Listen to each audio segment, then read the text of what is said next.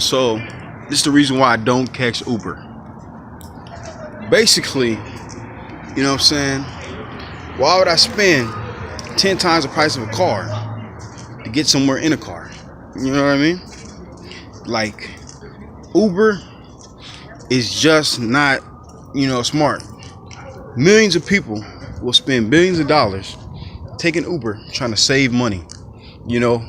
These new tech companies, the number one thing that they're doing is they're utilizing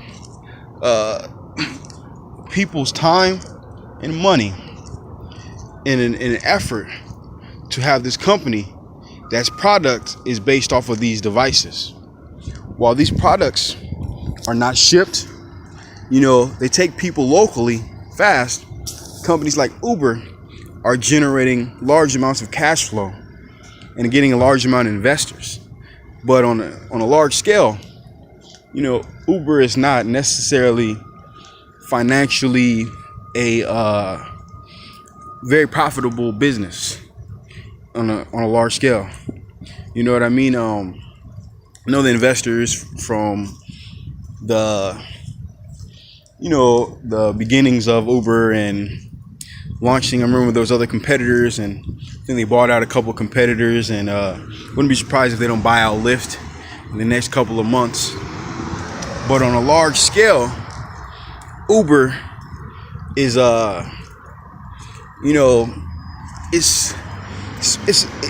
it makes a lot of these taxi drivers who I love, and they don't make as much money as they did before, and it basically puts jobs into people who are basically making minimum wage and they don't know it.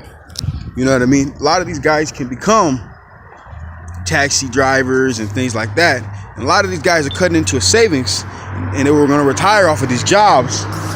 Now they're working minimum wage and don't know how to make money doing anything else but do a taxi driver. And it's pretty sad because this company Uber isn't looking to even buy these companies out, collaborate with these businesses, things like that.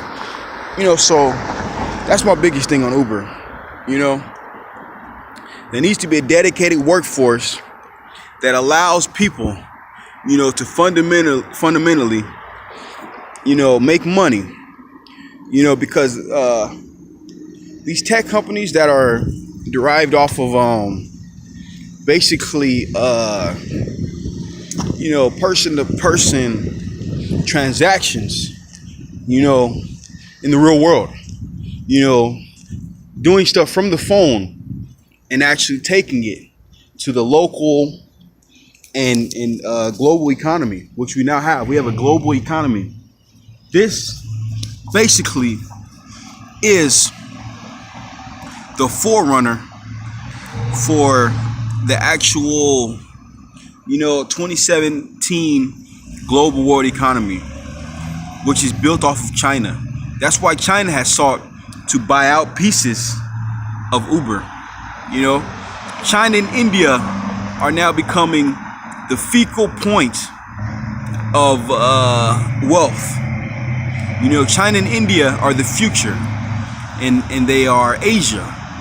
In the future, if Asia continues on their track of buying real estate worldwide and in many different countries, there will be large gains of wealth in Asia. Every 5 days in 2016, Asia had a new billionaire, because so much money is being sent over to Asia. So much money is being spent in Asia, and on a large scale, the market is extremely being capitalized in Asia. And there's a lot of things taking place in Asia. The infrastructure that America has lost and has given over to Asia is very problematic in that sense on a business scale. I'm predicting that Asia will begin to buy out many NBA teams and more of the hotel market, and the wealthy in America will stay be wealthy, but most of America's wealth made will go into the pockets of Asia. you know, or businesses doing business with Asia, as India has taken a large scale in those things.